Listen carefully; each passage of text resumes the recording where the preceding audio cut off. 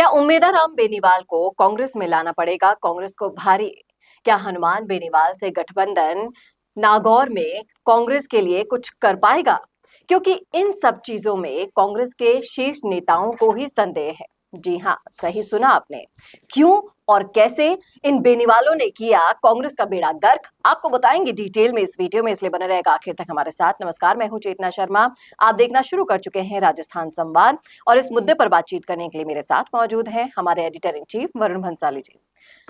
Varun sir, मैं आपसे जानना चाहूंगी कि जिस तरह से साम दाम दंड और भेद कर लेकर कांग्रेस ने लोकसभा चुनावों के अंदर अपने पैतरे चलने की कोशिशें की, उसी बीच कहीं ना कहीं जो फैसले लिए गए उन फैसलों में नेताओं के बीच में दो फाड़ दिखाई दी। फिर चाहे से वो हनुमान बेनीवाल के साथ कांग्रेस का गठबंधन हो नागौर में, या फिर उम्मेदाराम बेनीवाल को आरएलपी से तोड़कर कांग्रेस लेकर आना हो हरीश चौधरी का। और इन सब के ऊपर सचिन पायलट ने कभी भी अपनी प्रतिक्रिया नहीं दी। पहली बार वो खुलकर बोले हैं। उनकी प्रतिक्रिया पर आप क्या कहेंगे? देखिए, जाहिर सी बात है कि अगर आप पूरी क्रोनोलॉजी को समझें और देखें तो सचिन पायलट की पूरी टीम ये कभी नहीं चाहती थी कि हनुमान बेनीवाल किसी भी तरह से कांग्रेस से जुड़े या इंडिया गठबंधन से जुड़े। इसका बहुत ही सीधा मतलब है, न चाहते थे हेमाराम, न चाहती थी दिव्या मदेरणा, न चाहते थे और तमाम सारे जो जाट नेता वहां के हैं, और कहीं ना कहीं उस वक्त पर तो हरीश चौधरी भी नहीं चाहते थे कि हनुमान बेनीवाल का गठबंधन इंडिया गठबंधन से हो। अब बहुत ही क्लियर और साफ पिक्चर ये है कि सचिन पायलट इस बार एक एजेंडे को लेकर चले हुए हैं कि जैसे ही राजस्थान के मतदान खत्म हो जाएं, ये बताएं, दिखाएं, सार्वजनिक मंच से बताएं कि अशोक गहलोत की वजह से क्या कांग्रेस पे भारी पड़ रहा है, और इस वजह से कहीं ना कहीं इलेक्शन खत्म होने से पहले ही, रिजल्ट आने से पहले ही ये नैरेटिव साफ हो जाए कि जो सीटें कम हुई हैं या जो सीटें आ सकती थी और नहीं आई है कांग्रेस की, वो अशोक गहलोत की वजह से आई है। इसके लिए प्रिपरेशन ऑलरेडी सचिन पायलट ने सेट कर दी है। सार्वजनिक मंचों से पहले वो जालोर के बारे में बोले जी कि उनको नहीं बुलाया गया, वो वैभव गहलोत के बारे में बोले, और अब जाकर उन्होंने बेनीवालों पर अपना वार कर दिया है, जो एक हद तक सही भी।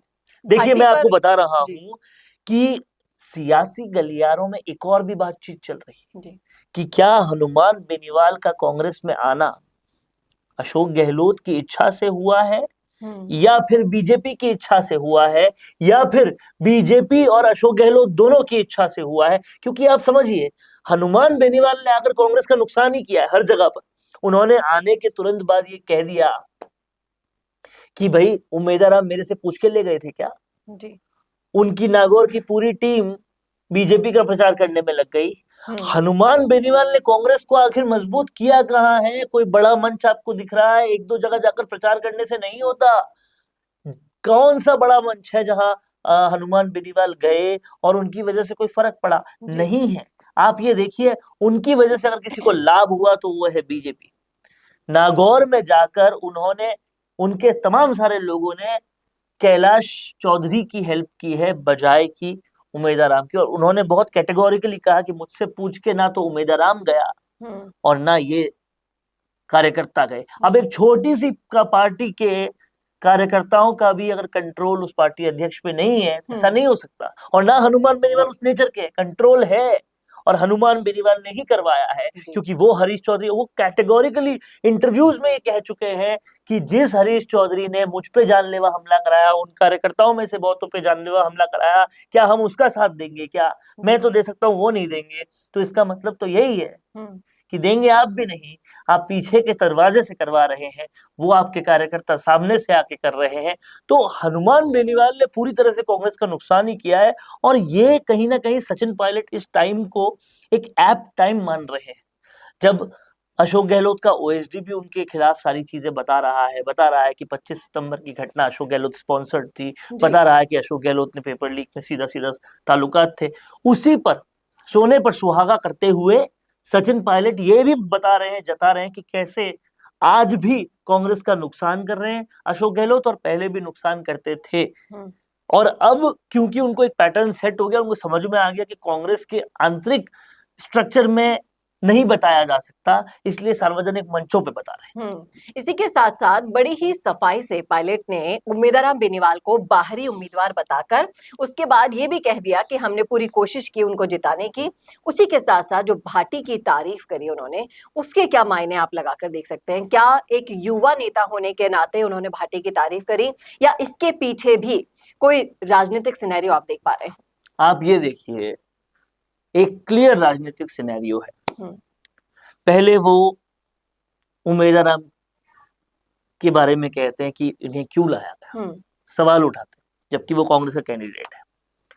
फिर वो भाटी की तारीफ करते हैं। इससे साफ साफ ये पूरी तरह से स्पष्ट है कि आरएलपी का गठबंधन अशोक गहलोत का किया हुआ था, वो सचिन पायलट को मान्य नहीं है। और बाड़मेर जो इलाका है वो सचिन पायलट के लोगों का है। वहां से ऑलरेडी हेमाराम के साथ बहुत धोखा हो चुका है कांग्रेस से, इसलिए उन्होंने टिकट नहीं लिया। अब वो पूरी तरह से इस काम में लगे हुए हैं कि बाड़मेर की पूरी टीम ये स्पष्ट कर रही है कि उमेदा राम तो गलती था ही, और कहीं ना कहीं यहाँ जो अच्छा इलेक्शन लड़ रहा है वो रविंद्र सिंह भाटी है। सिर्फ इसलिए ये चीज हो रही है क्योंकि आलाकमान को पता चले कि अशोक गहलोत ने कांग्रेस का कितना नुकसान किया है और टीम सचिन पायलट किस तरीके से कांग्रेस का भला चाहती है। जी, ये सही कहा बिल्कुल आपने। और इन सारे सिनेरियो के बाद ये तो साफ हो गया है कि कांग्रेस ने जितनी तरीके से आगे बढ़ने की कोशिश की, वहां बैठे उन्हीं लोगों ने, या फिर अशोक गहलोत, आप मैं साफ साफ मुंह पर ही कह देती हूँ कि अपने ही लोगों ने कांग्रेस को पीछे लाने की हर वो तमाम कोशिश की जो नहीं की जानी चाहिए थी। फिर चाहे से वो बेनीवाल के साथ असफल गठबंधन हो, देखा जाएगा कि इसका रिजल्ट लोकसभा में क्या निकलेगा। किस तरह से ये सारी पेचीदगियां, जिनके पीछे इतने सारे षड्यंत्र रचे गए, जिनके पीछे इतनी सारी साजिशें रची गई, क्या वो सच में आपको कोई रिजल्ट दे पाएगी या फिर उन्हीं पर भारी पड़ जाएगी, ये तो आने वाला वक्त बताएगा। लेकिन आप जरूर बता सकते हैं कि इस मुद्दे पर आपकी क्या राय है, आपका क्या सोचना है, कमेंट करके बताइएगा जरूर। कैसा लगा वीडियो ये जरूर बताइएगा, और ऐसे और वीडियोस के लिए देखते रहिए राजस्थान संवाद। नमस्कार। कोरोना सोल्टेक क्वालिटी, डेडिकेशन और कस्टमर सेटिस्फेक्शन को प्रायोरिटी पर रखते हुए हर इंडस्ट्री की इलेक्ट्रिसिटी में कॉस्ट सेविंग कराने और उन्हें रिन्यूएबल एनर्जी की ताकत देने के लिए लगातार काम कर रहा है। क्योंकि कोरोना सोल्टेक में हमारा मानना है कि देश के रिसोर्सेज को सस्टेनेबल बनाने के लिए जरूरी है कि हम सबका उसमें बड़ा कंट्रीब्यूशन हो। इसीलिए सोलर प्रोजेक्ट्स की टाइमली डिलीवरी करते हुए एक पार्टनर की तरह आपकी इंडस्ट्री को हम अपडेट करते हैं और हमेशा आपकी सर्विस के लिए तत्पर रहते हुए सोलर एनर्जी का पूरा पोटेंशियल आपको मिले, इसी दिशा में काम करते हैं।